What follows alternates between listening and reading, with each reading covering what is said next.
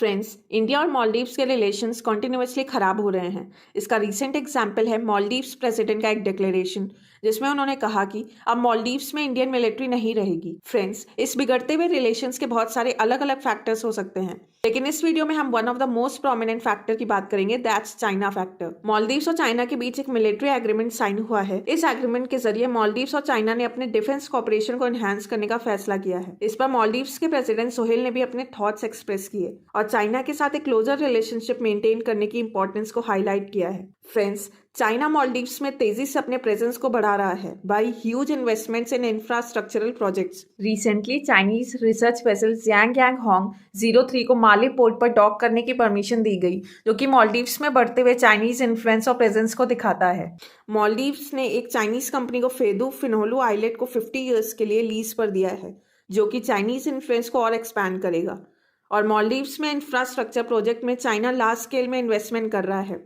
इसका एक example China Maldives friendship bridge में $200 मिलियन का चाइनीज इन्वेस्टमेंट है। फ्रेंड्स, मालदीव्स में बढ़ता चाइनीज इन्फ्लुएंस इंडिया के लिए एक मेजर कंसर्न बन गया है।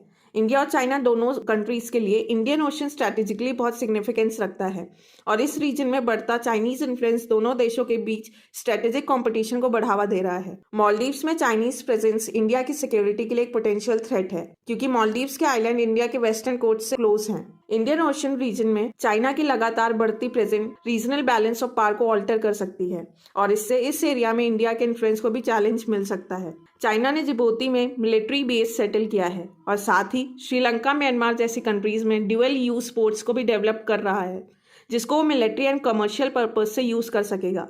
चाइना अपनी स्ट्रिंग ऑफ पर्ल्स स्ट्रैटेजी को और भी मजबूत कर रहा है, जिसमें वो इंडियन ओशन रीजन में नेवल बेसेस और इंफ्रास्ट्रक्चर का नेटवर्क डेवलप कर रहा है, जिससे वो इंडिया को स्ट्रैटेजिकली एनसर्कल कर सके। इंडियन ओशन की जियोपॉलिटिक्स में एक स्ट्रैटेजिक इंपॉर्टेंस है, जहां इंडिया और चाइना के बीच स्ट्रैटेजिक कंपटीशन काफी इंपॉर्टेंस रखता है, क्योंकि दोनों ही इस रीजन में अपने इन्फ्लुएंस और कंट्रोल को बढ़ाना चाहते हैं।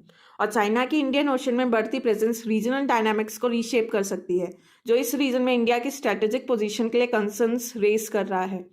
इंडिया के थ्रू भी चाइनीज इन्फ्लुएंस को काउंटर करने के लिए कुछ मेजर स्टेप्स लिए गए हैं, जैसे कि इंडिया ने यूनाइटेड स्टेट्स, जापान, ऑस्ट्रेलिया जैसी कंट्रीज और रीजनल पार्टनर्स के साथ स्ट्रैटेजिक पार्टनरशिप्स को और भी मजबूत किया है to counter Chinese influence in the Indian Ocean region. China के बढ़ते इन्फ्लुएंस को एड्रेस करने के लिए India Indian Ocean Naval Symposium IONS और Indian Ocean Rim Association IORA जैसे प्लेटफॉर्म से एंगेजमेंट बढ़ा रहा है और साथ ही इंडिया अपने डिप्लोमेटिक एफर्ट्स को भी बढ़ाकर इस रीजन की कंट्रीज के साथ इंगेज कर रहा है, स्पेशली चाइना के ग्रोइंग इन्फ्लुएंस को काउंटर करने के लिए। इस सब के बाद हमें ये समझना जरूरी है कि चाइना के growing influence in the Maldives का क्या इम्पैक्ट होगा रीजनल डायनामिक्स पर, और इस सिचुएशन में इंडिया का स्ट्रैटेजिक रिस्पॉन्स क्यों इंपॉर्टेंट है स्टेबिलिटी को मेंटेन करने के लिए पावर डायनामिक्स के बीच।